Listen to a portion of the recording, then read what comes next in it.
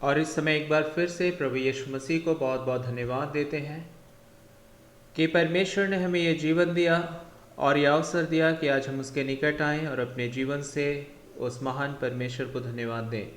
ओ माशारा खेबे रेबे बेबे शाखाबा माखू रेबे शाखाबा रबा। पवित्र आत्मा इस समय मेरे और आपके साथ है। ओ रबा शे खेबे, ताकि आज मेरे और आपकी सहायता करे, हम उसके अनुग्रह को अपने जीवन में अधिकाई से देखें और उसकी भलाइयों से आज हम तृप्त हों। माशरा खेबे राखू रेबे, पवित्र आत्मा इस समय आपकी मेरी सहायता करे।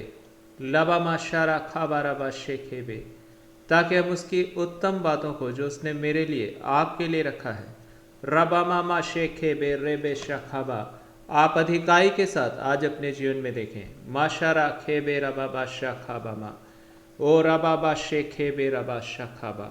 इस समय विश्वास करें परमेश्वर पर, उसके अनुग्रह पर, उसकी दया, उसकी करुणा पर। ओ रबा शमा खेबे रबा शाखाबा, आज वो आपको निश्चय, मुझको निश्चय अपनी भलाइयों से तृप्त करेंगे। रबु मामा शे खेबे। आइए इस समय हम अपने सारी बातों को, जीवन की हर एक बातों को यीशु मसीह के विश्वास योग्य और पवित्र हाथों में सौंप दें। और वो जब आप उस पर संपूर्ण मन से विश्वास करते हैं, आपके लिए उन तमाम बातों को पूरा करेंगे जो केवल वो कर सकते हैं। आज इस समय संपूर्ण मन से यीशु मसीह पर सारी बातों को सौंप दें। परमेश्वर आपकी सहायता करेंगे, मेरी सहायता करेंगे। यीशु वाला खेबे, पवित्र आत्मा आपकी सहायता करेंगे। यदि आज आप विश्वास कर पाने में अपने आप को कमज़ोर पाते हैं, यदि आज आपका दिल घबराता है, ये शारा खाबामा, परमेश्वर का धन्यवाद दें कि वो आपके बोझ को इसी समय आपसे लेने के लिए तैयार है। अपनी अलौकिक सामर्थ, वो सामर्थ्य जो सारी बातों को अपने अधिकार में और नियंत्रण में कर सकती हैं, जब आप इस समय अपना जीवन उसके हाथों में, अपनी परिस्थितियां उसके हाथों में सौंप रहे हैं, तो वो अपना हाथ बढ़ाते हैं। और जब वो अपना हाथ बढ़ाते हैं तो बहुत कुछ होता है आपके जीवन में, मेरे जीवन में। उसकी शांति आती है, वो अपनी शांति देते हैं आपको जो आपके पास नहीं है। और जब आपके जीवन में उसकी शांति आती है, उसका आश्वासन आता है, उसके साथ होने का एहसास आता है, तो सच में वो आपको उस इत्मीनान से भर देते हैं जो और कहीं नहीं मिल सकता। और उसकी बातें आपको कभी धोखा नहीं देंगी। वो आपके लिए सब कुछ अपने अनुग्रह से, अपनी इच्छा के अनुसार जो भली हैं, जिसके अलावा सारी चीज़ें शैतान के ओर से पाई जाती हैं, जो खुदा की ओर से नहीं है, और वो बुरी हैं, आपकी बर्बादी के लिए है। लेकिन आज जब आप अपना जीवन उसके हाथों में सौंपते हैं, उस पर आसरा रखते हैं, उससे कहते हैं, खुदा तेरी मर्जी मेरे जीवन में पूरी हो, तेरी इच्छा मैं अपने जीवन में चाहता हूं, तो अपनी मर्जी में मुझे ले चल। जब आज आप अपना जीवन उसके हाथों में सौंपते हैं, आप जब उससे कहते हैं, प्रभु अपना आत्मा, अपने ज्ञान, अपनी बुद्धि, अपनी समझ मुझ में उंडेल दे, ताकि मैं तुझ में होकर जीऊं, ताकि मैं तेरी बातों को समझूं, ताकि तेरी आत्मा, ताकि तू मुझे ले चले। यीशु राशा खेबे, इस समय निश्चय उन तमाम को जो इस प्रार्थना में शामिल है, जो इस दिल से परमेश्वर से इस समय मिलना चाहते हैं, परमेश्वर आपकी सहायता करेंगे और हम उसके बड़े बड़े कामों को देखेंगे यीशु मसीह के सामर्थ्य और पवित्र नाम से। दूर कहीं इन राहों में खो जाओ जो तुम अकेले, याद रखना कोई हर पल साथ चलता है। दूर कहीं इन राहों में जब जिंदगी खो जाए, याद रखना कोई हर पल साथ चलता है। दूर कहीं इन राहों में कितने ऐसे पल हैं तुम्हारे होते हो जब बेसहारा, अपनों ही से चोट खाके ढूंढते हो किनारा। कितने ऐसे पल हैं तुम्हारे होते हो जब बेसहारा, अपनों ही से चोट खाके ढूंढते हो किनारा। कल कहीं इस हार में जब जिंदगी खो जाए, याद रखना उसका इशारा थाम लेता है। दूर कहीं इन राहों में जब जिंदगी खो जाए, याद रखना उसका इशारा थाम लेता है। दूर कहीं इन राहों में कितने ऐसे पल हैं तुम्हारे होते हो जब बेसहारा,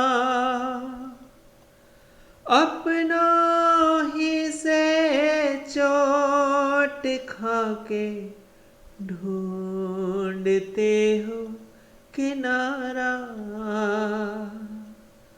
कल कहीं जो चोट देके छोड़ तुमको जाते,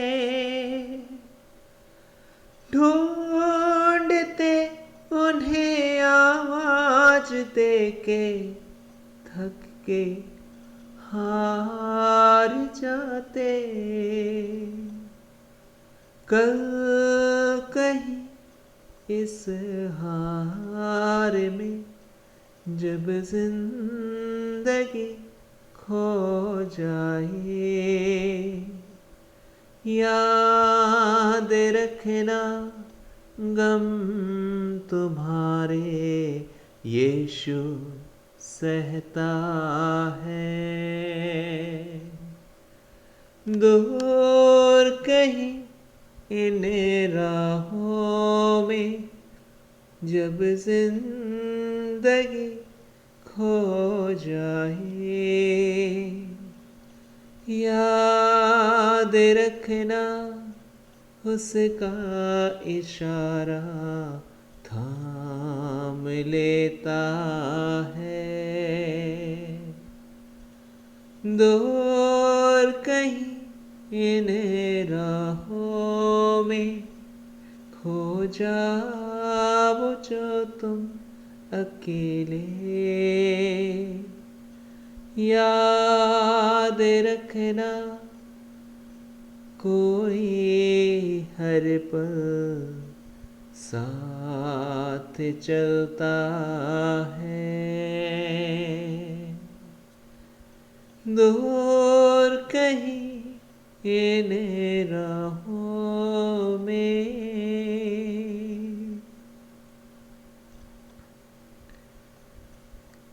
लबमा शिरबे में शिखे बेरबमा लहु रबमा क्षमा रखे, यीशु रबमा क्षमा लवा लहु रबमा क्षमा रबा। Lamama shere bebe shakha barabama. Lamama shere bebe shakha. Yeshua marababa shama. Labu marabama she mere bebe shakha. Al shabarabama shekhe berababa kure be sharabama. ऐ हमारे जीवित पिता परमेश्वर, हम आपका शुक्रिया अदा करते हैं खुदावंदा कि आप हम सब से प्रेम करने वाले पिता हैं। आपने हमें कभी नहीं त्यागा, कभी ना छोड़ा और ना कभी त्यागेंगे और ना छोड़ेंगे। आप योग्य परमेश्वर हैं, आप न्यायी परमेश्वर हैं, आप पवित्र परमेश्वर हैं, आप अपने वचनों को पूरा करने वाले पिता हैं।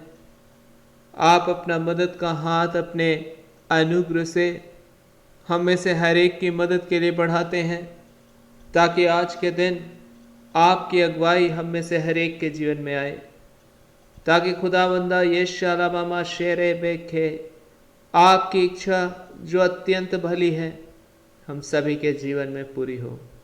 यीशु मसीह के सामर्थ्य और पवित्र नाम से आमीन। और इस समय परमेश्वर यीशु मसीह को बहुत बहुत धन्यवाद देते हैं कि परमेश्वर ने हमें संभाला और हमें आशीष दिया और ये मौका दिया कि हम फिर से उसके करीब आए, उसके पास आकर उससे प्रार्थना कर सके, उससे मिल सके।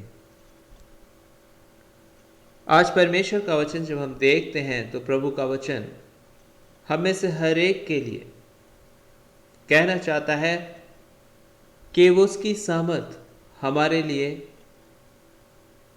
जो उस पर विश्वास करते हैं बहुत बड़ी है।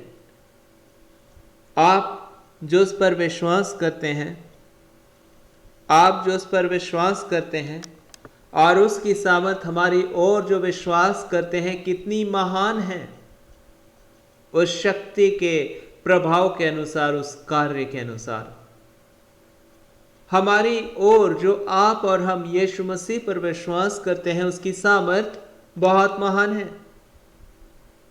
हाँ, परमेश्वर का धन्यवाद दें। क्यों? क्योंकि स्वर्ग की तमाम आशीषें परमेश्वर के सामर्थ आपके लिए परमेश्वर उपलब्ध कर देते हैं। परमेश्वर आपके साथ आकर खड़े हो जाते हैं क्योंकि आपने उस परमेश्वर पर विश्वास किया है कि उसकी ओर से हर एक बातें जो उसने हमारे लिए की वो भली हैं। आपने उसके वचन पर विश्वास किया, आपने उसकी आत्मा पर विश्वास किया। और रबा मा शे रेखे में शेरे बे खाबा रबा। हाँ, परमेश्वर का पवित्र आत्मा जो भला है वो आपकी सहायता करने के लिए, मेरी सहायता करने के लिए हमारे लिए योजनाएं रखता है। परमेश्वर के पास मेरे लिए योजनाएं हैं, आपके लिए योजनाएं हैं, आपके लिए उसकी कल्पनाएं हैं।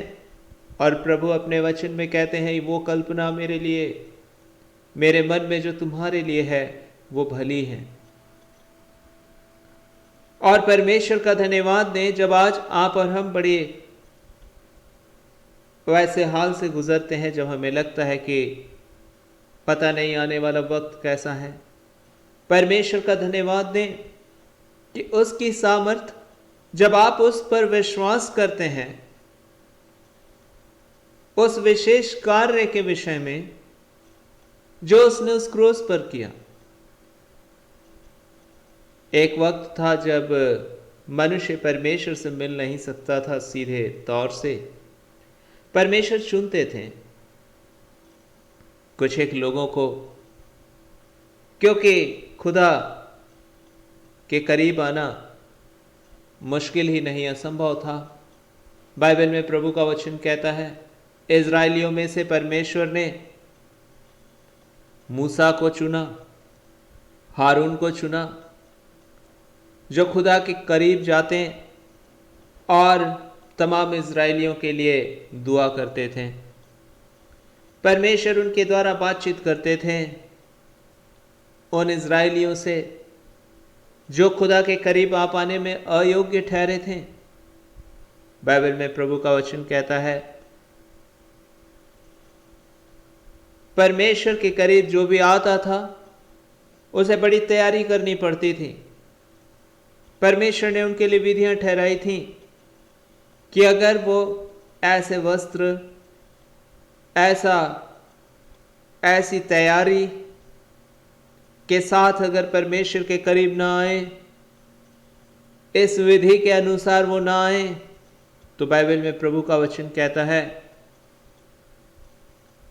हारून के 2 बेटे जो खुदा के करीब चले गए, उस तरीके से जिस तरह से परमेश्वर ने उन्हें आने के लिए कहा था, वैसे वो नहीं गए और उन दोनों की ही मौत हो गई खुदा के उस निकटता में जाकर।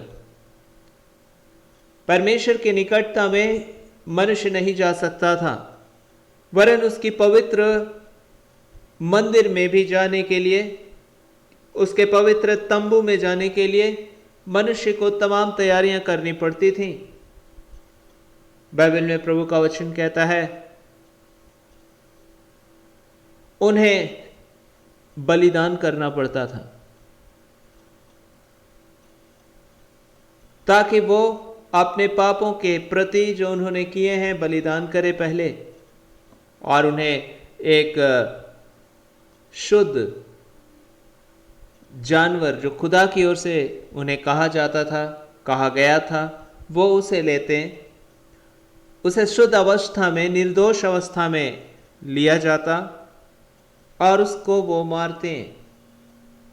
वो इसलिए नहीं मारते कि खुदा को जानवरों का मारना पसंद है, नहीं, इसलिए ताकि ये सिंबल हो, ये चिन्ह हो कि खुदा के करीब अगर तुम जाओगे तो तुम मर जाओगे। खुदा के करीब, अगर परमेश्वर के करीब तुम जाओगे तो तुम मर जाओगे, क्योंकि तुम पापी हो, और इसलिए तुम्हारे मौत की सजा परमेश्वर तुम्हें नहीं देना चाह रहे हैं, और इसलिए तुम्हारे बदले में ये पशु परमेश्वर ने ठहरा दिया ताकि तुम्हारी जिंदगी बख्श दे, क्योंकि तुम परमेश्वर की नजर में बेशकीमती हो। और परमेश्वर ने इस वजह से उस पशु को ठहरा देते थे जिसे परमेश्वर की विधि में ठहराया जाता था, और इस कारण वो उस पशु को मार दिया जाता था और उस पशु के उस लहू का छिड़काव उनके ऊपर होना था। अगर वो उन विधियों को, और भी विधियां जो खुदा ने ठहराई थी, अगर उन विधियों को पूर्ण नहीं करते थे और परमेश्वर की ओर से उनकी अपवित्रता का कोई भी मूल्य उनके ऊपर रह जाता था, जो परमेश्वर ने विधि ठहराई थी इसलिए ठहराई थी कि वो अपने पापों के लिए उचित बलिदान चढ़ाएं, उचित विधियों को अपनाएं, ताकि उनका जीवन का अधर्म शिफ्ट हो सके, ट्रांसफर हो सके उन विधियों के द्वारा, उन बलिदानों में, जो बलिदान वो परमेश्वर के सम्मुख चढ़ा रहे होते थे। परमेश्वर उस मेमने और उस जानवरों को परमेश्वर मार देना चाहते थे, ऐसी बात नहीं है, लेकिन परमेश्वर मनुष्य को इस बात को दिखाना चाहते थे कि तुम्हारा जीवन अशुद्ध है, अपवित्र है, तुम मेरे करीब नहीं आ सकते, तुम मर जाओगे तुम्हारी पाप की वजह से। और इस कारण से प्रभु का वचन कहता है कि याजक जो परमेश्वर की ओर से ठहराए गए थे, जो कि हारून जो कि मूसा का भाई था, वो परमेश्वर की ओर से ठहराया गया था ताकि वो परमेश्वर के सम्मुख पूरी तैयारी के साथ अपने जीवन में जाए और इजरायलियों के लिए दुआ करे।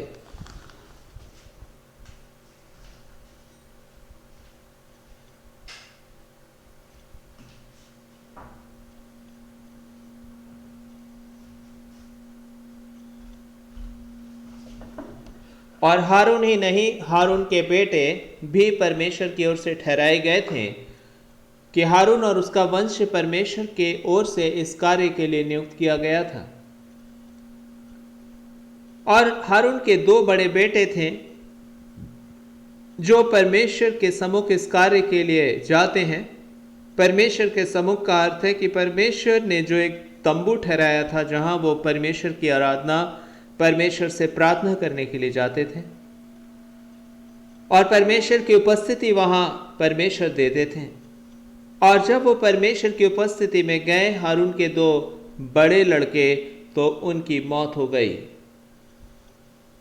क्यों? क्योंकि परमेश्वर ने उनको शुद्ध अवस्था में, जिस रीति से परमेश्वर ने कहा था वो नहीं आते हैं परमेश्वर के पास, वो अशुद्ध अवस्था में परमेश्वर के पास चले आते हैं और उनका पाप परमेश्वर के निकटता में जाते ही दंडित हो जाता है।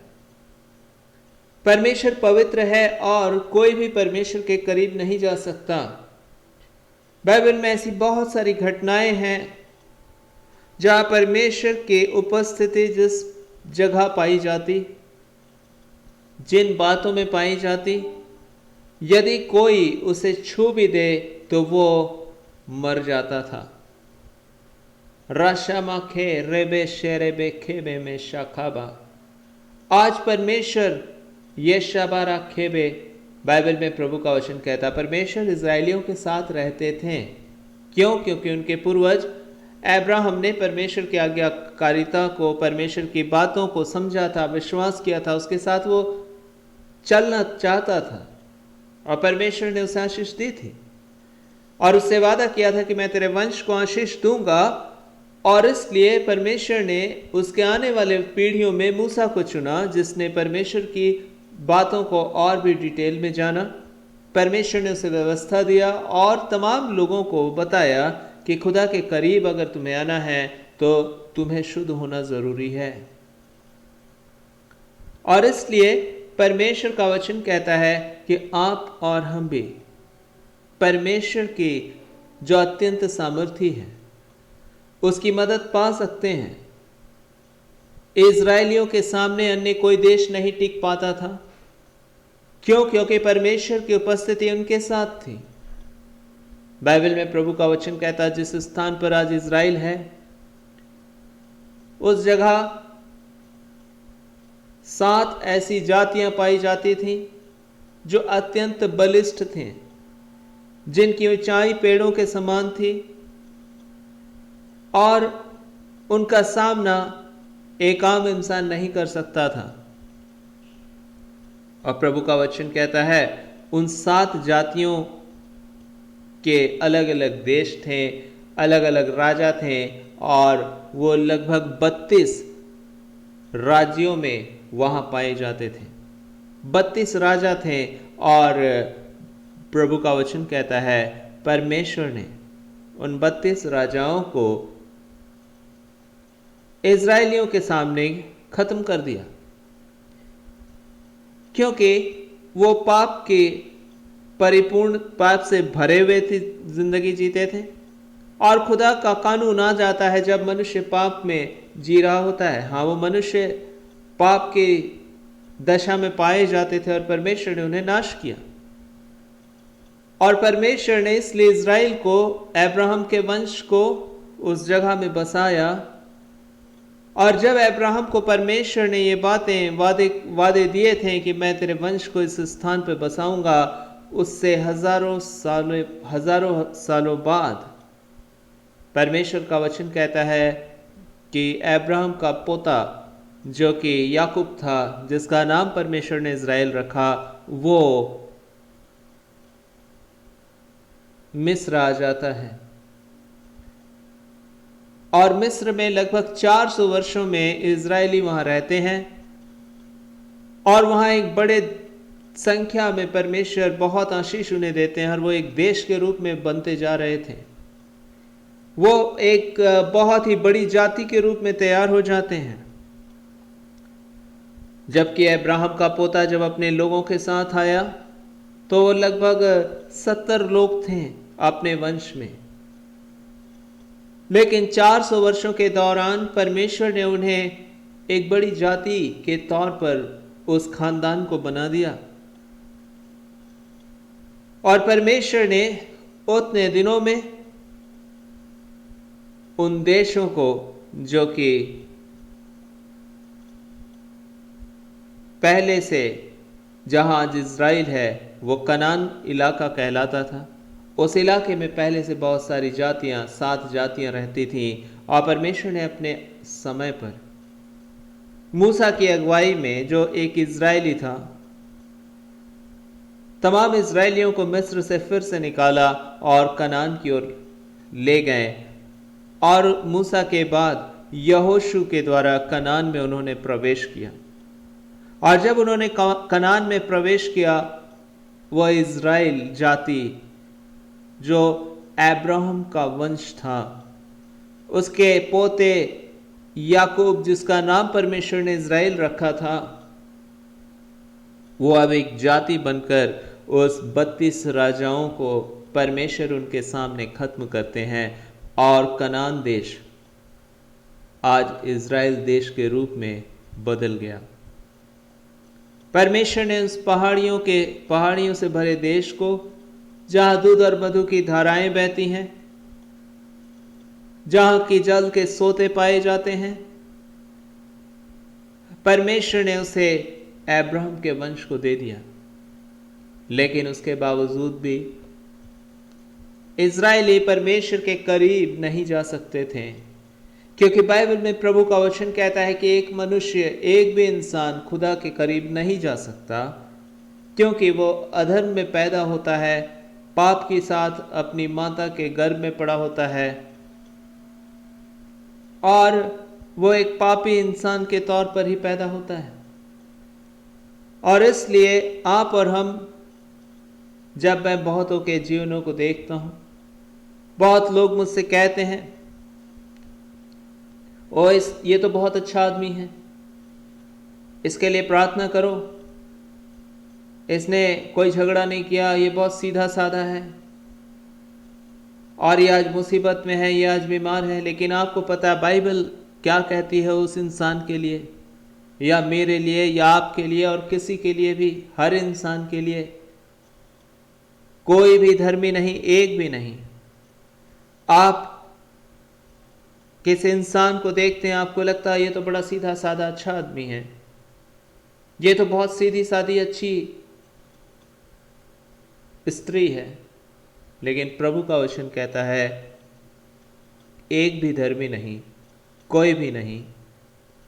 परमेश्वर के कानून में हर एक जन अपने पाप में पैदा हुआ है, पाप में ही जीता है और पाप में ही मर जाता है, और पाप की सजा मृत्यु उसे मिलती है, और मृत्यु के बाद नरक उसे पहुंचना पड़ता है। और इसलिए बाइबल में प्रभु ने ठहराया है ताकि मनुष्य अपने इस दयनीय अवस्था से बाहर आ जाए। परमेश्वर नहीं चाहते कि कोई मरे, परमेश्वर की इच्छा नहीं कि आप मर जाएं, परमेश्वर की इच्छा नहीं कि आप नाश हो, लेकिन परमेश्वर आपको अशुद्ध अवस्था में अपने स्वर्ग के राज्य में नहीं ले जा सकते। परमेश्वर की उपस्थिति में आप अपनी अशुद्ध अवस्था में नहीं जा सकते। और इसलिए इज़राइली परमेश्वर के उस व्यवस्था को प्रभु ने उनको दिया था, प्रभु ने दिया कि तुम इस रीति को अपनाओ कि जब तुम खुदा के करीब जाओगे तो तुम्हें अपने पापों के पश्चाताप के लिए बलिदान करना अनिवार्य है। चाहे तो तुम मरो, और नहीं तो अपने जगह में मौत की कीमत कोई अदा करे तुम्हारे बदले। और इसलिए परमेश्वर ने उन पर दया किया था और उनके लिए पशुओं को ठहराया था, ताकि पशु उनके बदले मारे जाते थे। और परमेश्वर इस रीति से, इस व्यवस्था के द्वारा उनकी जान को बख्श देते थे। और ये एक बार नहीं, लेकिन हर वर्ष उन्हें करना पड़ता था। विभिन्न समयों में उनको ऐसी रीति परमेश्वर ने ठहराई थी जो उन्हें मानना अनिवार्य था। और उसके बावजूद भी यदि कोई अशुद्ध अवस्था में परमेश्वर के करीब पहुंच जाए तो उसका मर जाना नियुक्त था, वरन चुने हुए लोगों के सिवाय और कोई परमेश्वर के करीब नहीं जा सकता था। ये बड़ी खास बात है। चुने हुए लोगों के सिवाय और खुदा के करीब नहीं कोई जा सकता था। हारून के घराने के अलावे यदि परमेश्वर का कोई अन्य जन उस जगह पहुंचना चाहे जहां हारून के घराने को खुदा ने दुआ के लिए ठहराया, वहां और कोई नहीं जा सकता था। परमेश्वर ने उनको नियुक्त किया था उन कार्यों के लिए, और इसलिए अन्य लोगों के लिए वो दुआएं करते थे और अन्य लोग परमेश्वर से उनके माध्यम से संबंध अपने जीवन में रखते थे। और इसलिए परमेश्वर ने आपके और मेरे जीवन को प्यार किया, और परमेश्वर नहीं चाहते थे ये दूरी आपकी और परमेश्वर के बीच रहे। परमेश्वर ने उस तंबू में भी जहां परमेश्वर की उपस्थिति आया करती थी, इज़राइलियों को जाने के लिए मना कर रखा था। आगे चल करके सुलेमान ने, जो दाऊद का बेटा था, जो एक इज़राइली राजा था, उसने परमेश्वर के लिए एक मंदिर बनवाया, और उस मंदिर में भी केवल हारून के वंश के लोग ही प्रार्थना के लिए अंदर जाने के लिए अलाउ किए गए थे, या केवल वही जा सकते थे। रबामा शेखे राशे में खोरे बे शाखाबा। परमेश्वर का आत्मा इस समय आपसे बात कर रहा है। आज परमेश्वर की इच्छा नहीं थी कि आप और हम, उन दिनों में प्रभु की इच्छा ये नहीं थी कि वो सदा मनुष्य एक दूरी परमेश्वर से बनाए रखे, कि एक आम इंसान कभी खुदा के करीब ना जा सके। लेकिन वजह क्या थी? उसका पाप। पाप आपको परमेश्वर के करीब नहीं जाने देता है। आज जब आप अपने जीवन में गलतियां करते हैं, आपका मन डरता है, आपका एहसास हो जाता है ओ मैंने गलती की है। दुनिया में आपको 50 लोग 100 लोग आकर कहें अरे रे कोई बात नहीं है, ठीक है, लेकिन कहीं ना कहीं आपके हृदय में एक कॉन्फिडेंस जो 100% की दृढ़ता होनी चाहिए वो नहीं रहती है। आप अंदर से कहीं ना कहीं कमजोर हो जाते हैं। लाबा मा शेरे खेबे, क्योंकि आपकी आत्मा इस बात को अच्छे से जानती है कि आपने पाप किया है, और इसलिए आप कॉन्फिडेंट नहीं हैं, इसलिए आप दृढ़ नहीं हैं। आपके जो लोग फेवर में हैं वो आएंगे और आपको कहेंगे अरे कोई बात नहीं, ये गलतियां तो होती रहती हैं, कोई बात नहीं है, ठीक है। या कई बार गलत लोग आपके साथ आकर खड़े हो जाते हैं और आपकी गलती में आपको बढ़ावा देते हैं कि नहीं नहीं तुमने ठीक किया। अरे झूठ बोलना तो हो ही जाता है, धोखा तो दे ही सकता है आदमी, क्या हो गया, एक झूठ या एक धोखा अगर किसी भले काम के लिए कर रहे हो तो ठीक है। लेकिन बाइबल ऐसा नहीं कहती, परमेश्वर ऐसा नहीं कहते। इसलिए तो परमेश्वर कहते हैं एक भी धर्मी नहीं। चाहे आपको पूरी दुनिया आकर साथ खड़ी हो जाए और आपको कहे हाँ हाँ तूने ठीक किया है, लेकिन परमेश्वर आपके साथ नहीं खड़े होते हैं, और इसलिए तो आपका हृदय कहीं ना कहीं अंदर से पूरी तरह से दृढ़ नहीं होता है। आपको पता होता है ये गलती है, क्योंकि आपके अंदर परमेश्वर ने कॉन्शियस दिया है, विवेक दिया है। और बाइबल में प्रभु का वचन कहता है कि उस विवेक को मनुष्य ने बिल्कुल ही छलनी कर दिया। आपकी अंतरात्मा, आपकी आत्मा, आपका भीतरी मनुष्यत्व टूट गया। आप बाहर से तो बड़े मजबूत हो गए, लेकिन आप अंदर से बिल्कुल कमजोर हो गए, क्योंकि आपको मालूम है कि आपने सही नहीं किया। उल्टा शैतान आता और कहता कि अरे वाह वाह, ये तो मेरी मर्जी में बना हुआ है, गलतियां कर रहा है, फिर भी इन गलतियों में इसको कोई मजबूत है, ये मतलब ये दृढ़ है, और वो हौसला देता है ठीक है और गलती कर ले, कोई बात नहीं, ऐसा सब करते हैं। और सिचुएशन ऐसे हो गए हैं, परिस्थितियां ऐसी हो गई, अगर आज नहीं करेगा ऐसी गलतियां तो आज जिएगा कैसे। अब तो परिस्थिति ऐसी हो गई है, इसलिए अब तो तुझे गलतियां करनी ही पड़ेगी, क्योंकि क्योंकि अब तो हालात ही ऐसे हो गए हैं। धोखा तो तुझे देना ही होगा, झूठ तो तुझे बोलना ही होगा, परमेश्वर की आज्ञा से पीछे तो तुझे हटना ही होगा, क्योंकि आज की परिस्थिति ऐसी हो गई है। हाँ, उधर से 4 लोग और आते हैं और कहते हैं कोई बात नहीं, सब ठीक है। अरे मन छोटा मत करो, तुम बस जो हो सही हो, कॉन्फिडेंस रखो, राबामा शेखे। लेकिन आपको परमेश्वर का वचन कभी नहीं कहता कॉन्फिडेंस रखो गलती करके। परमेश्वर का वचन कहता पश्चाताप करो अपनी गलतियों के लिए, क्योंकि तुम्हारा न्याय परमेश्वर करेंगे। ये लोग जो तुम्हें आग में झोंक रहे हैं, ये शैतान जो तुम्हें आग में खींच रहा है ताकि तुम परमेश्वर की दृष्टि में अपवित्र ठहरो, और परमेश्वर तुम्हारा जब न्याय करें तो तुम्हें दोषी ठहराएं, क्योंकि परमेश्वर किसी का पक्षपात नहीं करते। और इसलिए एक दिन आता है जब तुम बीमार हो जाते हो, जब तुम मुसीबतों में पड़ जाते हो, और तब ये झूठे लोग जो तुम्हारे साथ खड़े थे, जो तुम्हें कह रहे थे अरे कोई बात नहीं, अच्छा अच्छा गलती कर लो, और कुछ ना कुछ तो गलतियां सभी कर रहे होते हैं, वो सिचुएशन खराब थी इसलिए तुमने ऐसा किया। जब तुम बीमारियों से मरते हो तो वो तुम्हारा बचाव नहीं कर पाते। जब तुम आफतों में गिर जाते हो, जब तुम्हें शैतान मार रहा होता है, तब वो फरेबी झूठे लोग जो तुम्हारे चारों ओर आकर तुम्हें शैतान की तरफ से और उकसाते हैं कि तुम गलतियों में बने रहो।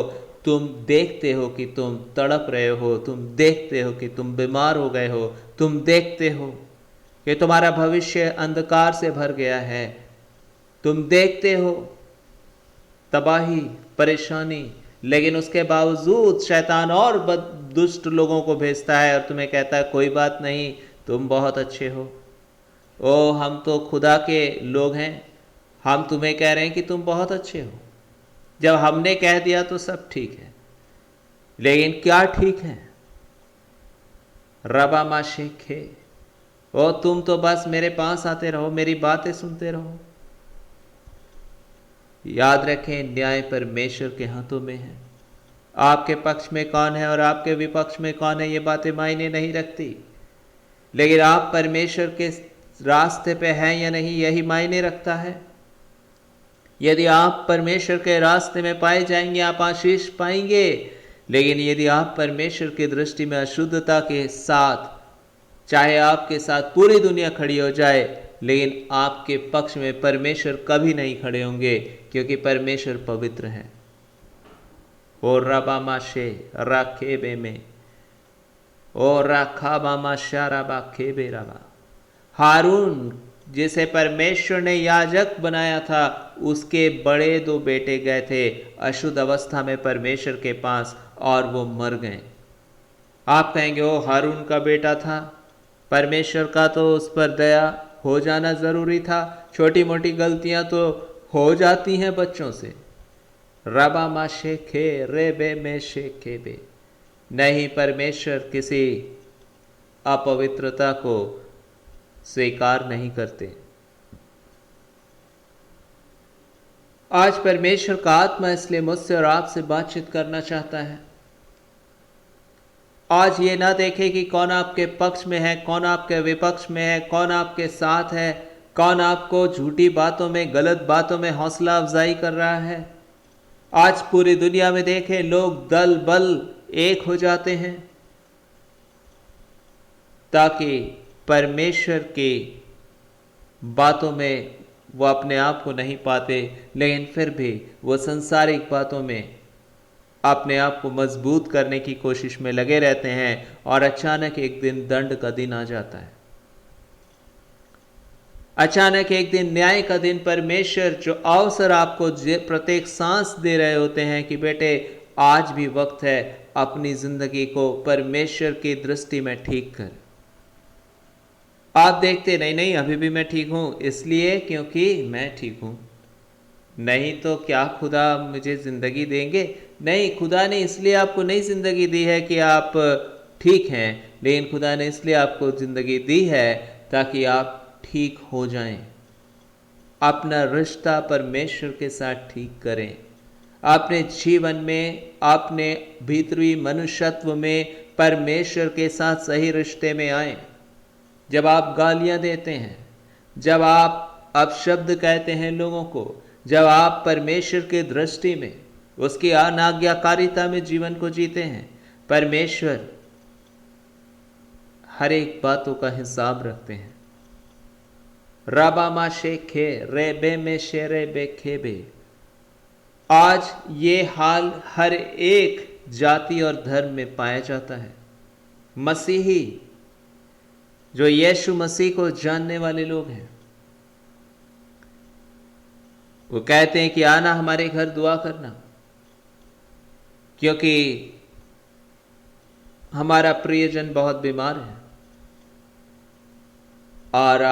और हम कई बार जाते, हम दुआ करते हैं, लेकिन वो प्रियजन मर जाता है। क्यों? वो खुदा की मर्जी थी कि वो मर जाए, तो फिर दुआ का क्या होता असर? बोलिए।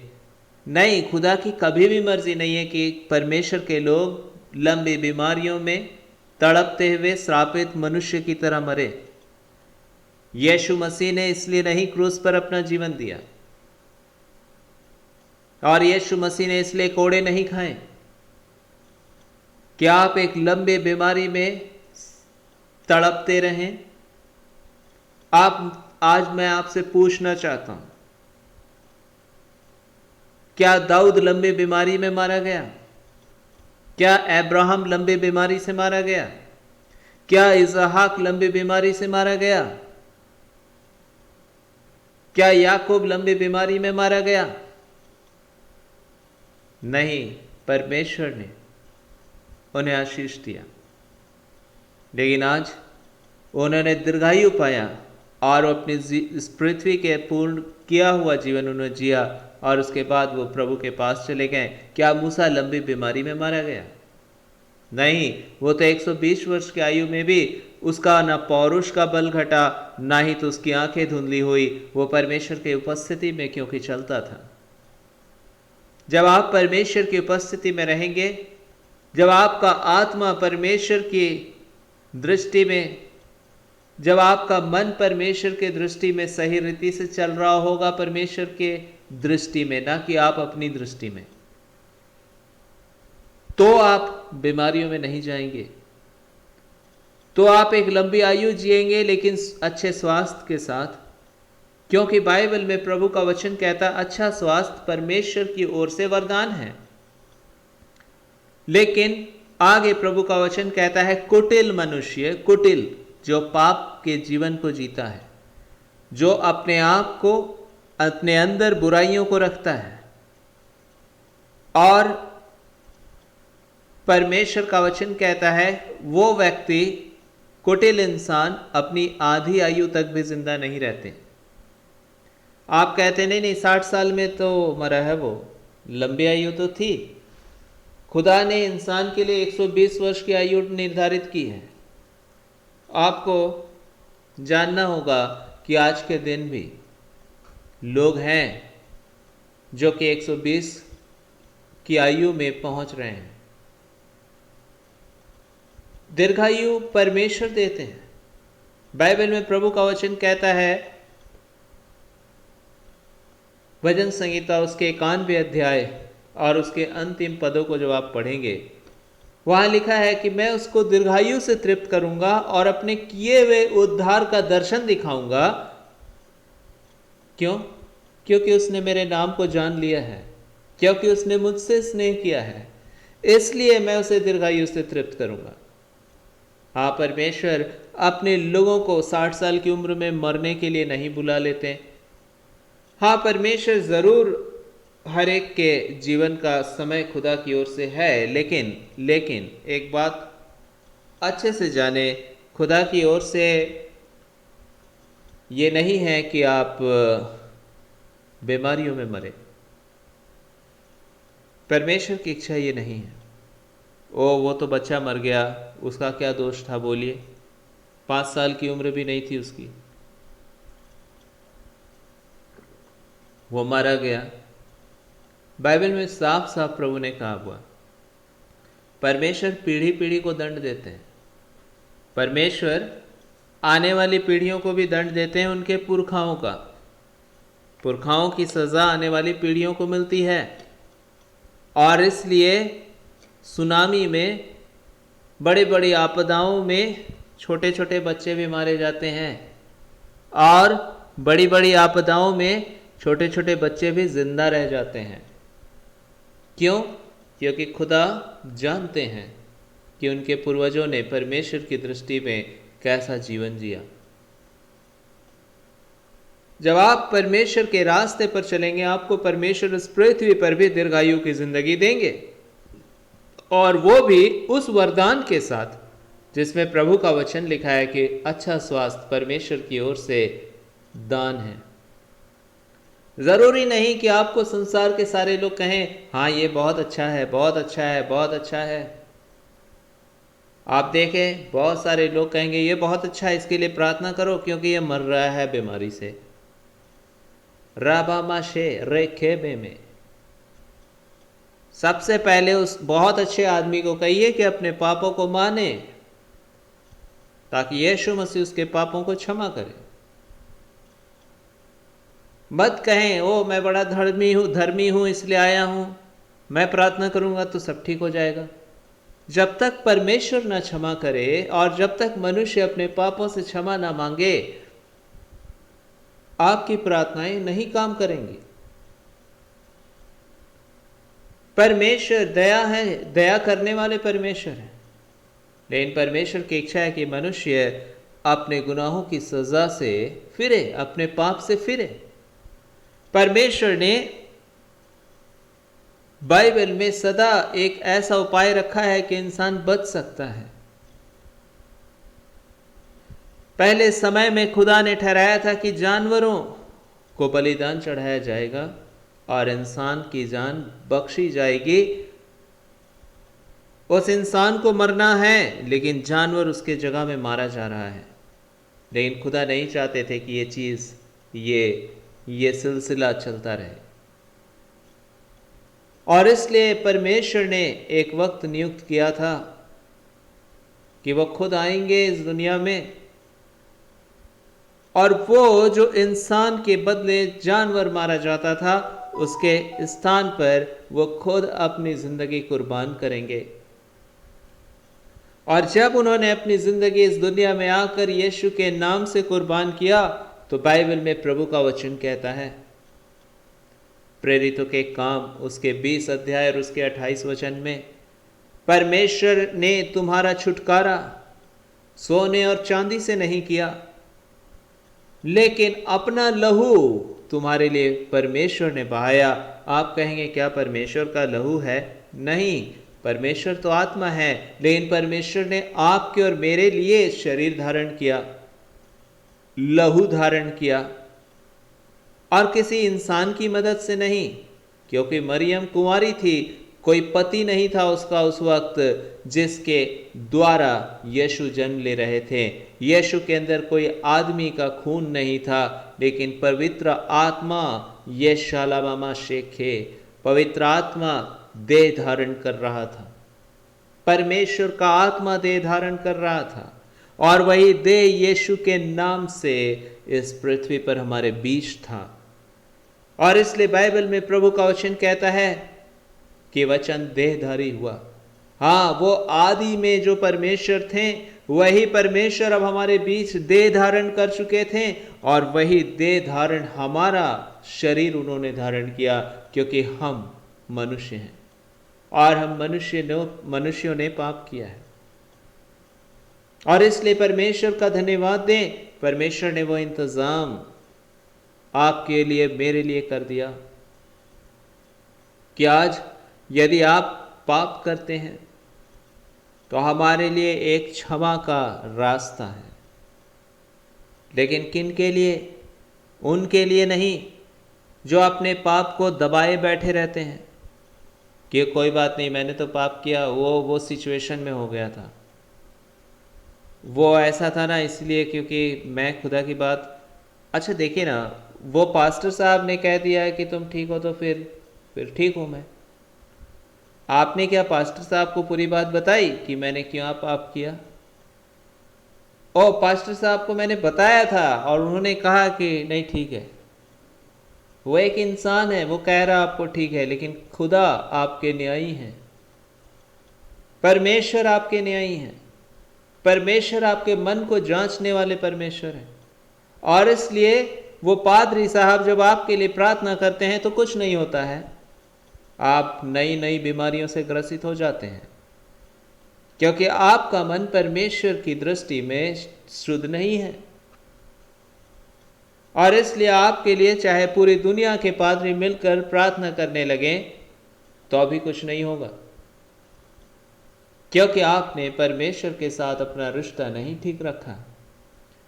और देखिए, वो तो अनॉइंटेड पर्सन है, वो तो आएंगे तो प्रार्थना करेंगे तो हो ही जाएगा। उन्हें तो खुदा ने चंगाई का वरदान दे दिया है। अच्छा ठीक है, वो भी आ जाएंगे। आपको पता है बहुत सारे लोग आते हैं चंगाई की मीटिंग में, सब लोग ठीक नहीं होते हैं। बहुत लोग ठीक हो जाते हैं, बहुत लोग बीमारी अवस्था में चले जाते हैं। क्यों? क्योंकि खुदा के साथ आपका रिश्ता ठीक नहीं है।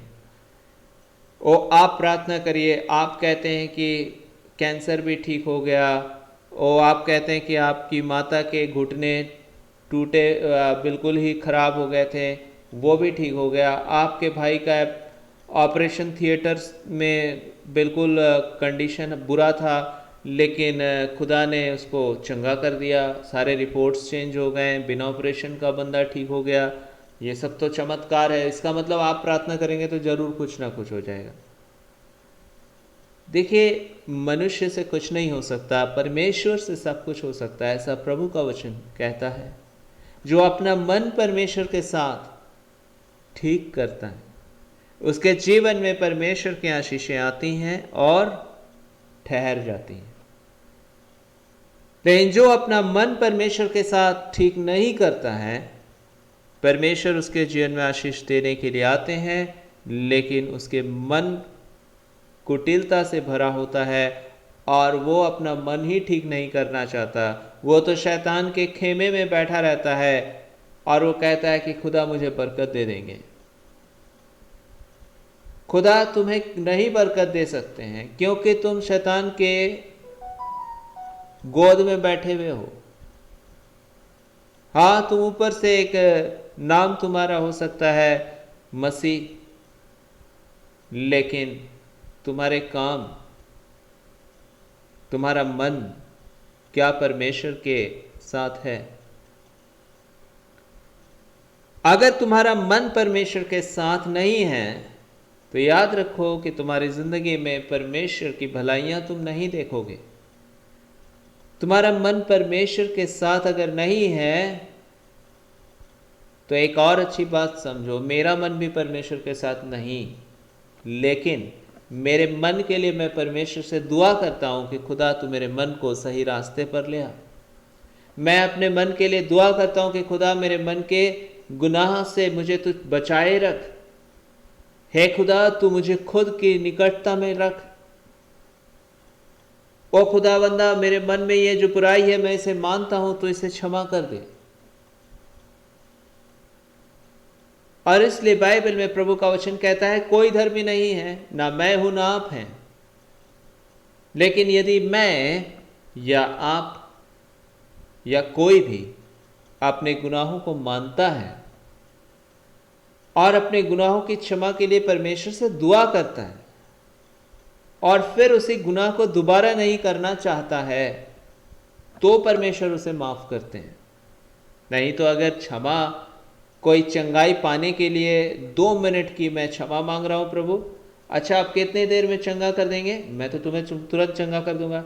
अच्छा ठीक है प्रभु, तो मैं आपको बता देता हूँ कि मैं भी बहुत पश्चाताप कर रहा हूँ, मुझे क्षमा कर दीजिए। मतलब आपने क्षमा इसलिए मांगा क्योंकि यीशु मसीह चंगा कर देंगे इसलिए, और जैसे चंगाई मिल गई फिर से आपने अपना जीवन पुराना शुरू कर दिया। और जैसे आपने अपना पुराना जीवन शुरू किया, आपको लगा चंगाई तो मिल ही गई है, लेकिन आपको पता है यीशु मसीह क्या कहते हैं? जो अपने पापों को नहीं छोड़ता, जो अपने पापों के छुटकारे के लिए दुआ नहीं करता। देखिए, पाप आसानी से नहीं छूटने वाले, क्योंकि शैतान आपके पीछे पड़ा होता है कि तू तो पाप कर ही ले, क्योंकि पाप करेगा तभी तो मैं तुझ पर राज करूंगा, तभी तो मैं तुझे बर्बाद करूंगा, तभी तो मैं तुझे बीमार करूंगा। और इसलिए शैतान आपके लाइफ में आता और आपको पाप करवाता है आपसे, और इसलिए आसान नहीं है पाप से छूटना। लेकिन आप अगर छूटना चाहते हैं तो आप प्रार्थना करते हैं, और जब आप प्रार्थना करते हैं तो परमेश्वर आपकी सहायता करते हैं, और जब परमेश्वर आपकी सहायता करते हैं तो धीरे धीरे एक दिन में आप पवित्र नहीं हो जाते। शायद महीने, 2 महीने, 10 महीने, साल, 10 साल भी लग जाएं, लेकिन अंश अंश करके एक दिन आपको यीशु मसीह बदल देते हैं, उसका पवित्र आत्मा आपको बदल देता है। लेकिन जो लोग अपने पापों को इसलिए कुछ समय तक के लिए मान रहे होते हैं, सिर्फ मुंह से, ज़बान से वो कह रहे थे खुदा माफ़ कर दे, लेकिन उनका दिल उस पाप में बना रहता है, उनका दिल उस पाप को चाहता है, वो ढीठ होते हैं अपने अंदर से। और सबसे बड़ी बात है, लोग आएंगे और कहेंगे कोई बात नहीं बेटा, तू पापी नहीं है, अपना दिल छोटा मत कर, तो बस ठीक है। और आपको लगता हो अच्छा ये कह रहा है, ये तो बड़ा धर्मी आदमी है, अच्छा ये कह रहा है, ये तो पादरी साहब है, वो तब तो फिर ठीक है। और याद रखें, शैतान इन बातों के द्वारा आपको फंसा कर रखता है, और पेड़ अपने फलों से पहचाना जाता है। बाइबल में यीशु मसीह ने कहा, यदि आप सच में पश्चाताप करेंगे और अपने जीवन में परमेश्वर की निकटता में जाएंगे, तो ये बीमारियां, ये अशांति आपके जीवन से चली जाएगी। और अगर आप सच में अपने हृदय के बदलाहट के लिए, अपने पापों की क्षमा के लिए, और अपने जीवन से, अपने पापों से पश्चाताप आप नहीं करेंगे, तो ये बीमारियां थोड़े देर के लिए अगर चली भी जाए तो इससे भी बड़ी बीमारियां आएंगी, और आपकी दशा पहले से भी ज़्यादा बुरी हो जाएगी। ये परमेश्वर का वचन है। और इसलिए बहुत सारे लोग श्रापित अवस्था में, जिस श्राप के छुड़ाने के लिए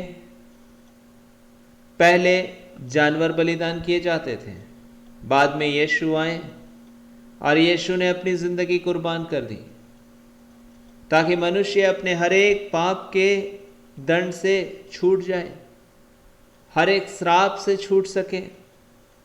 लेकिन आज के दिन भी इतनी बड़ी कीमत अदा किए जाने के बाद भी परमेश्वर के लोग मारे जाते हैं। आप कहेंगे नहीं नहीं, ये तो हो ही नहीं सकता। हाँ, बिल्कुल ऐसा नहीं हो सकता है, क्योंकि बाइबल में भी प्रभु का वचन कहता है कि जब इजरायली मिस्र से निकले तो उनमें से एक भी कमज़ोर नहीं थे, सब स्वस्थ थे, तंदुरुस्त थे, ताकतवर थे। लेकिन जब उन्होंने परमेश्वर के विरुद्ध में कुड़कुड़ाना, बुड़बुड़ाना, परमेश्वर की परीक्षा लेना, परमेश्वर पर अविश्वास करना, इन सारी चीज़ों को जारी रखा, आने वाले समय में वही स्वस्थ लोग मारे जाने शुरू हो गए। और आगे प्रभु का वचन कहता है कि जितने स्वस्थ लोग निकले थे, उनमें जो 20 वर्ष से कम आयु के थे, केवल वही उस प्रतिज्ञा के देश में पहुंच सके जिसे परमेश्वर ने अब्राहम को देना चाहा था, और बाकी सारे स्वस्थ लोग बीमारी में, बुरे हाल में, मुसीबत में 40 वर्षों के अंदर ही मर गए। अब आप सोच सकते हैं उस वक्त जो व्यक्ति 21 साल का था, 40 वर्ष में केवल उसकी आयु 61 ईयर्स हुई, 61 साल। 61 साल की अवस्था में ही वो बंदा मर गया। क्यों? जबकि मूसा तो 120 साल की जिंदगी जी रहा था, यहोशू 110 वर्ष की जिंदगी जिया। परमेश्वर ने उन्हें मार दिया। केवल 60-61 साल की उम्र में मारे जा रहे थे वो लोग। क्यों? क्योंकि उन्होंने परमेश्वर के ऊपर अविश्वास किया।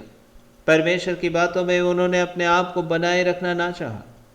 और आज के दिन भी यदि आप देखें, बहुत सारे मसीही जो कहते हैं कि हम तो परमेश्वर को जानते हैं, वो बुरी बुरी बीमारियों में पाए जाते हैं और मर रहे हैं।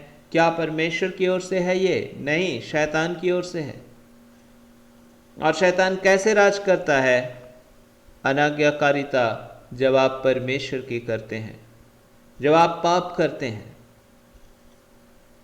परमेश्वर की आज्ञा का तोड़ देना ही पाप है।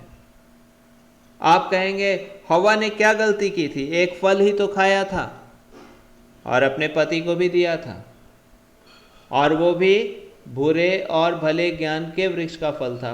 फल खाने से कौन सा पाप हो गया? परमेश्वर की आज्ञा तोड़ने से पाप हो गया। और परमेश्वर की आज्ञा इसलिए परमेश्वर ने दे दी थी क्योंकि वो जिद्दी थे कि नहीं, फल नहीं खाएगा, ये वाला फल खाएगा तो तू मर जाएगा। नहीं, परमेश्वर जिद्दी नहीं है, परमेश्वर समझदार है। परमेश्वर अगर आपको कुछ कहते हैं तो उसके पीछे कुछ कारण है। परमेश्वर ने कहा था जिस दिन तू खाएगा उस दिन तू मर जाएगा। कारण यह था कि इस फल के खाने की वजह से उनकी जिंदगी परमेश्वरीय जीवन से अलग हो जाती। और उन्होंने कहा क्या हुआ, फल ही तो खा रहे हैं, खा लेंगे तो क्या हो गया, इतने सारे फल खाते हैं। खुदा ने एक मना किया था और देखो हमारा अच्छा दोस्त आ गया है शैतान, उसने कहा यही वाला फल खा ले और तू अक्लमंद हो जाएगा, खुदा के काबिल बन जाएगा, खुदा के तुल्य हो जाएगा। और इतना अच्छा सजेशन हो और कोई ना माने, ये कैसे हो सकता है? और इसलिए उन्होंने खा लिया, परमेश्वर की बात को टाल दिया। परमेश्वर ने पहले कह दिया था मर जाएगा और ऐसा ही हो गया। क्योंकि झूठ नहीं कहा था परमेश्वर ने। परमेश्वर कभी भी आपको झूठ नहीं बोलते, परमेश्वर कभी भी आपको गलत सजेशन नहीं देते। लेकिन जब परमेश्वर के सजेशन से आपको अलग किया जाता है तो आपके लाइफ में शैतान काम कर रहा होता है। और एक छोटी सी गलती आपको परमेश्वरीय जीवन से अलग कर देती है। आपकी नज़र में वो गलती छोटी होती है, लेकिन वो गलती जो है वो नाश करने का कारण बन जाता है। और इसलिए आज पवित्र आत्मा परमेश्वर ने हमें दिया है ताकि वो बच्चे जो खुदा के रास्ते पर चलना चाहते हैं वो परमेश्वर की आत्मा को पाएं। और इसलिए ये आत्मा परमेश्वर का, आत्मा की सामर्थ परमेश्वर की कोई पादरी साहब नहीं दे सकते, कोई बिशप साहब नहीं दे सकते, किसी संस्थान का ये कानून के अंदर नहीं है कि उस कानून को मानोगे तो तुम्हें मिल जाएगा। ओ पादरी साहब की ट्रेनिंग ले लो फिर तो तुम्हें पवित्र आत्मा बिल्कुल वहाँ यूनिवर्सिटी से ही दे के भेजा जाएगा। नहीं, आप यूनिवर्सिटीज में पढ़ सकते हैं, डॉक्टरेट कर सकते हैं, लेकिन होली स्पिरिट नहीं पा सकते। क्यों? क्योंकि पवित्र आत्मा परमेश्वर उन्हें देते हैं जो परमेश्वर का वचन कहता है उसकी आज्ञा मानते हैं, जो उसकी बातों में बने रहना चाहते हैं। अच्छा ठीक है, इसका मतलब हमने पवित्र आत्मा पा लिया तो हम तो बहुत अच्छे लोग हो गए। नहीं, परमेश्वर ने आपको मदद के लिए दिया है कि तू प्रभु की आज्ञा में बने रहने की एक मदद को पाए। यदि तू इस मदद को जो खुदा ने तुझे बख्शा है अपनी जिंदगी में, कहने का अर्थ है कि आपको परमेश्वर ने एक गिफ्ट दिया है, लेकिन अब आप उस गिफ्ट का कभी इस्तेमाल ही नहीं करते और आप अपनी पुरानी ज़िंदगी को जीने में मशगूल हैं। आप दुआ करना नहीं चाहते हैं होली स्पिरिट में, अन्य अन्य भाषाओं में बैठकर खुदा से बात करना नहीं चाहते हैं। आपको अभी भी टीवी देखना पसंद है, लोगों से गपशप करना पसंद है। हाँ, किसी समय बहुत तकलीफ था, खुदा से बड़ी मिन्नत की थी, दुआ किया था तो होली स्पिरिट मिल गया, प्रभु ने दे दिया, लेकिन अब मैं उसका यूज़ नहीं करता हूँ। मतलब आज आपने एक अच्छी सी कार खरीद ली है, लेकिन अभी भी आपकी आदत है कि आप बारिश भी हो रहा हो तो आप वैसे ही घूम रहे हैं, आप धूप भी निकला है तो आप वैसे ही घूम रहे हैं पैदल। आपको किसी ने गिफ्ट किया है कि आप उस कार में बैठे और आराम से चले जाएं, बाइक में बैठे चले जाएं, लेकिन आप नहीं जाना चाहते और आप कहते हैं क्या करें, पैरों में छाले पड़ गए हैं। छाले इसलिए पड़ गए हैं, पैर बिल्कुल दर्द हो रहा है, अब मैं थक गया, आज मैंने 25 किलोमीटर चल करके यहाँ से वहाँ गया, वहाँ से यहाँ आया, काम भी नहीं हुआ क्योंकि जाते जाते ही मैं जहाँ जा रहा था वो बहुत दूर था और वहाँ जाते जाते ही सारी चीज़ें बंद हो गई थी। प्रभु ने जब आपको दिया है कार, जब प्रभु ने आपको दिया है बाइक, तो आप उसका इस्तेमाल करें। खुदा ने दिया है, इस्तेमाल आपको करना होगा। आज बहुत सारे लोग हैं, उनके जीवन में पवित्र आत्मा है, परमेश्वर की ओर से गिफ्ट है, लेकिन उनसे कहिए क्या आप अन्य भाषाओं में प्रार्थना करते हैं? टाइम नहीं मिलता है, क्या करें? ओ अच्छा ठीक है, मतलब आप इतने बिजी हो गए हैं कि अब आपको परमेश्वर से टाइम नहीं मिलता। और आप क्या कर रहे हैं? 25 किलोमीटर दूर जाते हैं, 25 किलोमीटर घर वापस आते हैं, लेकिन कार घर में खड़ी हुई है, लेकिन उसका इस्तेमाल नहीं करते। क्यों? क्योंकि आपके पास टाइम नहीं है। असल में आप अपना टाइम वेस्ट कर रहे हैं। अगर आप कार से जाएं तो वो 25 किलोमीटर का सफ़र जो है, जो आप शायद पैदल जाते जाते घंटे भर या कई घंटे लग जाते हैं, कार से आप जाएंगे तो आप मिनटों में पहुंच जाएंगे। जब आप पवित्र आत्मा, आप जो परमेश्वर की ओर से वरदान है, जब आप उसका इस्तेमाल करेंगे अपनी ज़िंदगी में, तो ज़िंदगी का सफ़र आसान हो जाएगा। मुश्किलातों का सामना करना आपके लिए आसान हो जाएगा। जब आप प्रार्थना करते हैं परमेश्वर की आत्मा में होकर, तो आप परमेश्वर के स्वर्गीय उपस्थिति में पाए जाते हैं। परमेश्वर की स्वर्गीय उपस्थिति आपके जीवन में पाई जाती है, आपकी परिस्थितियों में पाई जाती है। आपकी ज़िंदगी की बहुत सारी बातें पवित्र आत्मा अपने अधिकार में लेकर उनको ठीक कर रहे होते हैं, लेकिन आप कहते हैं मेरे पास तो टाइम ही नहीं है। और इसीलिए उन कार्यों को जो पवित्र आत्मा ठीक कर सकते हैं, आप ठीक करने में लगे रहते हैं और आपसे कुछ नहीं हो पाता। और आप कहते क्या कहें, मैंने तो पवित्र आत्मा भी पाया था, लेकिन आज भी मेरी ज़िंदगी में देखो ना वही हाल है। जब आप दुआ नहीं करेंगे तो आपके मन में वो सामर्थ्य नहीं आएगी। जब आप परमेश्वर की उपस्थिति में नहीं जाएंगे, उसके वचन की उपस्थिति में नहीं जाएंगे, आप कहेंगे नहीं, हम तो बस ये आदमी मुझे बहुत पसंद है और मैं इसी की बातें सुनता हूँ। आपको सुनना होगा क्या वो पवित्र आत्मा की ओर से बोलता है? नहीं, वो ना बहुत अच्छी अच्छी कहानियां बताता है। अच्छा, आप कहानी सुनने जाते हैं? परमेश्वर का आत्मा जहां है वहीं आजादी है। क्योंकि आप पवित्र आत्मा में नहीं जी रहे हैं, इसलिए शैतान आपको कभी यहां कभी वहां, कभी यहां कभी वहां भटकाता फिरता है और आपकी जिंदगी बोझिल बोझिल और बोझिल होती जाती है, जबकि आप परमेश्वर के बच्चे हैं। परमेश्वर यीशु ने आपके लिए अपना जीवन दिया है, लेकिन आज आप रो रहे हैं, आज आप अपनी जिंदगी में परेशान हैं। क्यों? क्योंकि परमेश्वर तो आपके साथ आना चाहते हैं, लेकिन आप परमेश्वर के साथ आना नहीं चाहते। आपने अपना साथ मनुष्यों के साथ बना लिया है।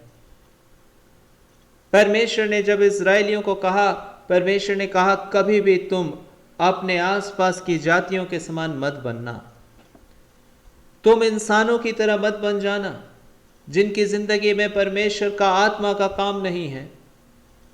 आज पवित्र आत्मा यीशु मसीह आपसे कहना चाहते हैं, वैसे मत बनो जहां यीशु मसीह का स्वभाव नहीं है, यीशु मसीह के जहां उपस्थिति नहीं है। तुम अपने जीवन को यदि परमेश्वर की आत्मा की उपस्थिति में ले जाओगे तो परमेश्वर भी तुम्हें ऊंचा उठाएंगे। आप कहते हैं क्या करें, आज बहुत चिंतित हूं, मैं बहुत चिंतित। तुम्हें नहीं पता, चिंतित तो आप होंगे ही, क्योंकि आपने अपने आप को लोगों से घेर रखा है।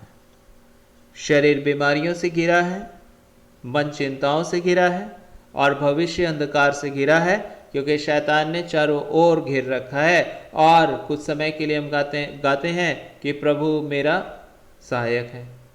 प्रभु आपका सहायक है, लेकिन आपको भी तो प्रभु के पास जाना होगा, आपको भी तो दुआ करना होगा, आपको भी तो परमेश्वर के साथ अपने रिश्ते को ठीक करना होगा।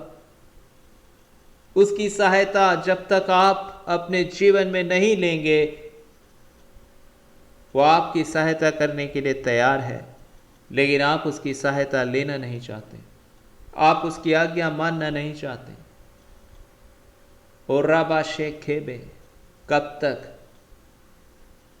ये जिंदगी बहुत लंबी नहीं है, और इसलिए बहुत सारे मसीही आधी आयु में मर जाते हैं, क्योंकि उन्होंने अपना जीवन परमेश्वर के साथ ठीक नहीं किया। उनके ऊपर बहुत लंबे चौड़े उनकी उपलब्धियां होती हैं, और ये तो 25 पीढ़ियों से यीशु मसीह को जानता है, और इसके पिताजी जो हैं बिशप हैं, और इसके पिताजी जो हैं प्रॉफिट हैं, इसके पिताजी जो हैं पास्टर हैं, और ये खुद ही पास्टर है।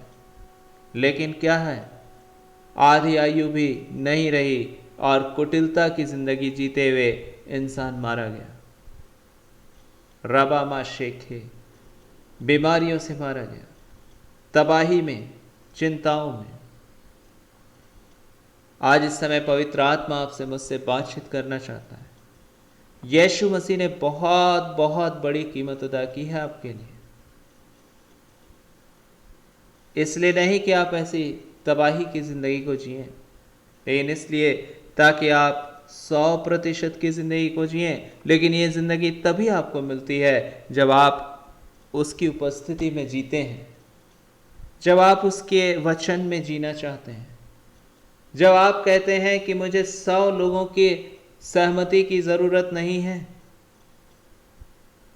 मुझे सिर्फ एक के सहमति की जरूरत है, और वो है यीशु मसीह।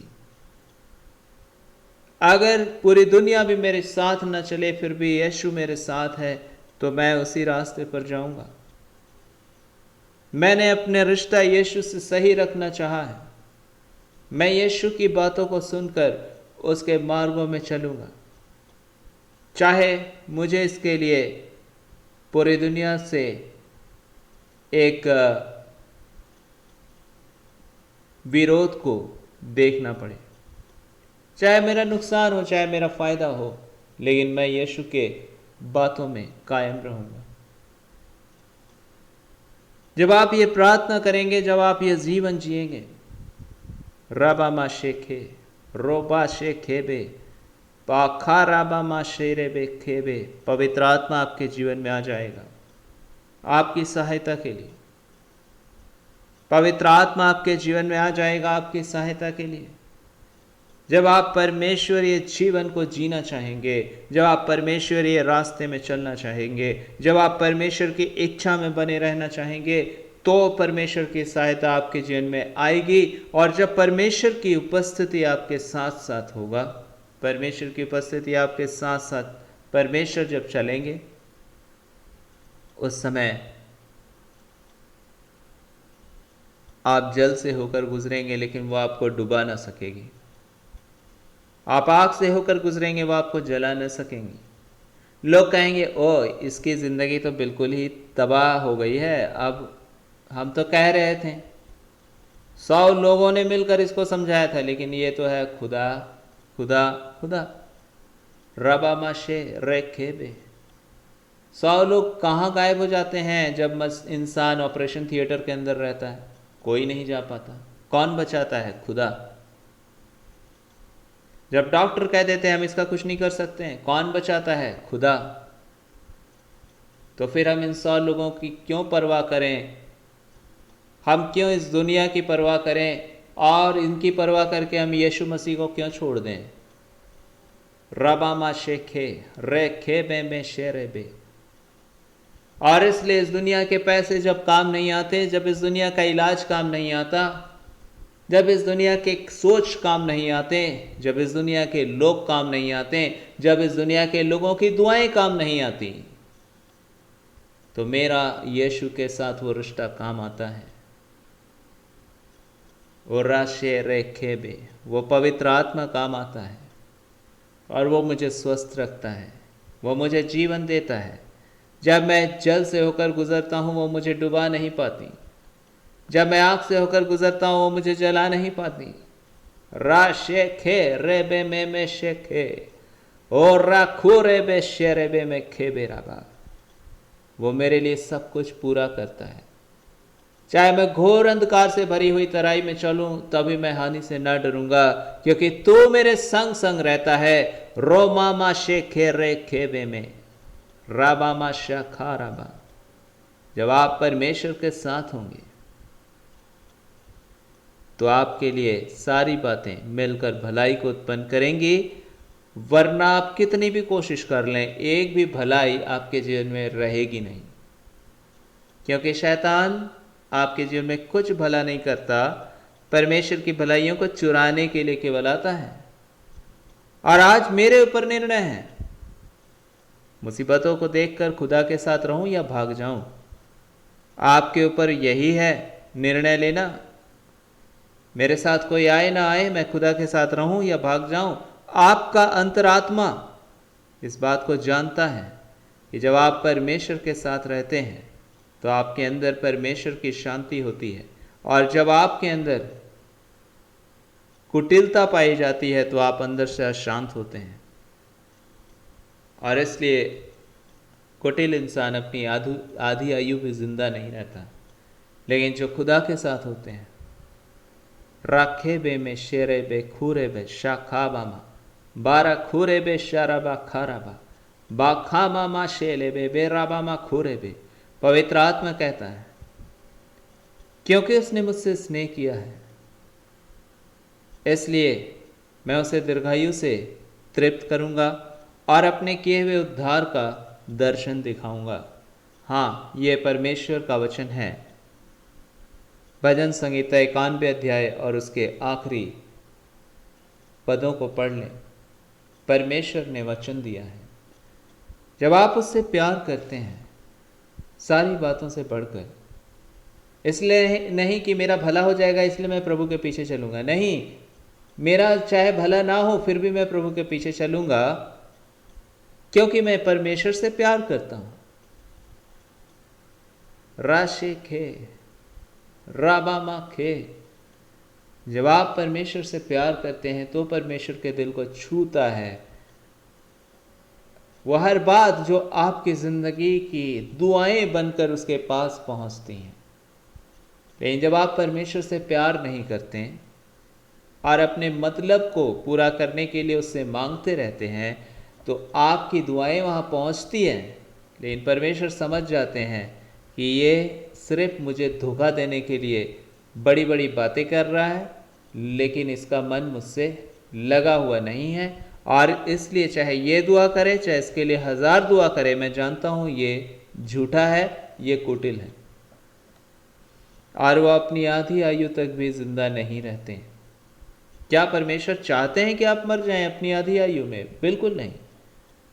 वो तो आपसे प्यार करते हैं, लेकिन वो चाहते हैं कि आप परमेश्वर को धोखा ना दें। आप भी परमेश्वर के सम्मुख एक पवित्र और प्रेमी हृदय को मांगे।